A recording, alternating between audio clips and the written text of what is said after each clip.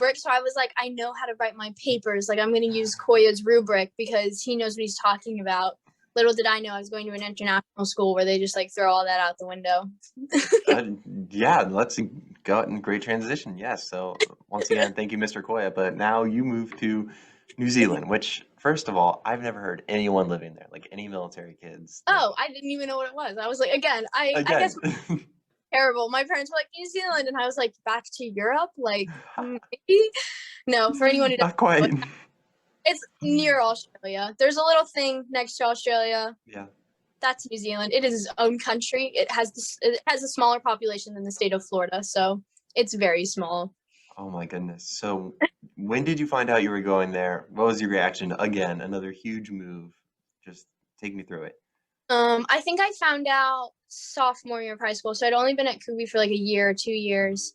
And usually people move over the summer, and I think we found out beginning of sophomore year that they weren't sure. They were like, it could be the end of the year or it could be like another year. And I so love they're the uncertainty, yeah.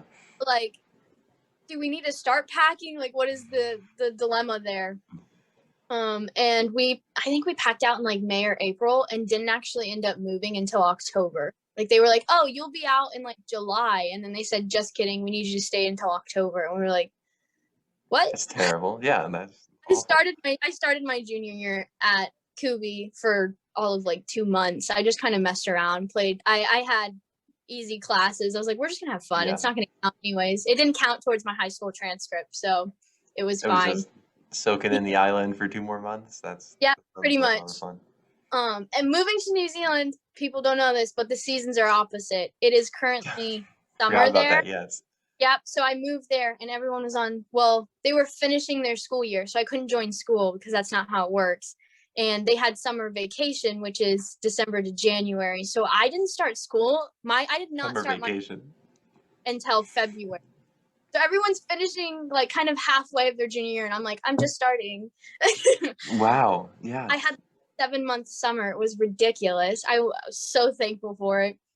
I ended up getting a full-time job, kind of just getting acclimated to where I was at. My parents found a church real fast. So my first friends were kind of like youth group friends because I didn't know what school I was going to yet. And then when it came to finding schools, oh, I love this so much. New Zealand is like, all I can say is it's like Hogwarts. Like, all the schools are old. We wear uniforms. Okay.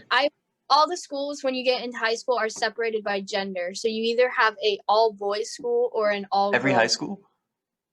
for the most part. Wow. My school was a public school. It was a public girls' school, and the name of it was Epsom Girls Grammar School. Like, we just loved the name. That is, wow. And like, we're talking like plaid skirts, ties, blazers, like the whole getup. It was something else. That is something else. That's a big Yeah. change from Kawasaki, which in itself is unique, but now you're going to a place, school uniform, New Zealand. Yeah. Seasons are opposite. Yeah, that's unbelievable change. You're like, wait, it was like kind of hot before, but now it's still hot and it's winter. Yeah, and you had to wait that long to go back to actually go to school again. So you said 7 months, right? And what was, yeah, about? You said you got a job. What was the acclimation process even like? You said there's no military base either? I'm just very No. confused So how you were able to handle this. Yeah, we were the only military people where my dad works. My dad actually worked at the U.S. Embassy in New Zealand, and he was the first military person kind of there. And so they didn't even know how to handle us because my dad was the first person to have this job. So we're like kind of like the guinea pigs. They're kind of testing the waters. So they like didn't know how to You're handle like, us. gee, thanks. Yeah. They just like had no idea how to do this. My dad moved to New Zealand before us, so he kind of got adjusted. Again, since it's still military connected, we didn't get to pick our house, but the military did a fantastic job picking our house because we went from an Okinawa like brick, I don't know, like cinder block. Yeah, tough to explain. Yeah. Tube thing to an equivalent to like $1 million home, which I'm like very blessed for, but also the housing market in New Zealand's just like really expensive. Wow. It was nothing like super fancy, but probably one of the nicest houses I've lived in. And I remember just pulling up going like, okay, I can live with this. I can live with this. You're like, I can do this. This is way better than Okinawa. Our driveway actually had one of those little like turntable things for the car. My dad was like, Wow. watch. Started like turning the car, and I was like, okay, if I didn't just get off of like an 18-hour flight, I would have thought you were crazy. But I'm like, what's going on? That's awesome. Yeah. I mean, then that's the case in terms of housing. Yeah. Wow.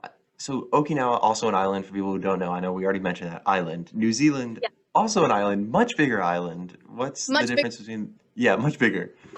How big is it? Whenever you're there, like, what's this feeling like? Because I know in Oki, it feels small. Like when you're there, like you can't drive Yeah. for more than like 2 hours before you get to more water. So what's the feeling like in New Zealand in terms of size and then I guess just vibes for, I don't know, a better way to say it? Like what is it like just being there?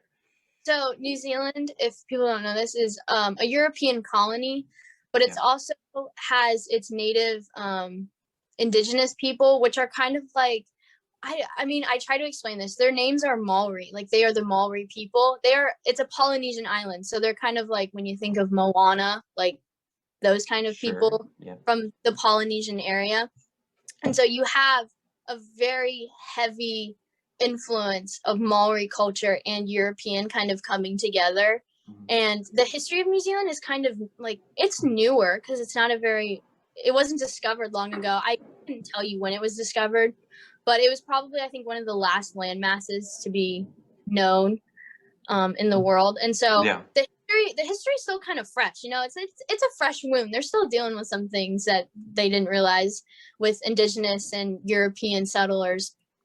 But the feel of it is kind of like a European Hawaii. Like you have That is perfect. Yes. yeah, it's amazing. Like the actual geographic of the land is like it's I don't even know. It's island life. You have like your palm trees, you have your beaches, you have volcanoes because it's a volcanic island. Gotta love volcanoes, man. Yeah. But then you just have like European houses and like white people walking around, and you're like, okay, so we're in like normal like 20th century feel, but then there's like a volcano in the background. Yeah. Totally unique atmosphere. Yeah. My neighborhood was called Mount Eden, and it's not actually a mountain, it's a volcano. And so there's a village which was called Mount Eden Village, not a village, but like a small little town area at the base of a volcano, and you could walk to like the top of Mount Eden and it look down into it, and it's like it's got a pit, it's a volcano. And you can look, and someone showed me when they were showing me around New Zealand was like, you see all those little like bumps like around Auckland, which is where I lived. And I was like, yeah, and they're like, those are volcanoes. Like they're all volcanoes. All of them? Yeah. I was like, that is insane. I was like, what? I was like, I haven't even seen one volcano in my life, and now I'm looking at like 15 all at once. Crazy. Isn't that a little dangerous? Like, are they all dormant or whatever? Yeah, they're all dormant, or they've been like inactive for like 15,000 years or something. That means they're due. That means they're ready for one. I don't trust that. I'm really like, this hasn't exploded for, so many thousands of years. I'm like, what does that tell you? What does that tell you? It means it's ready. It's waiting for Kenna to arrive in New Zealand.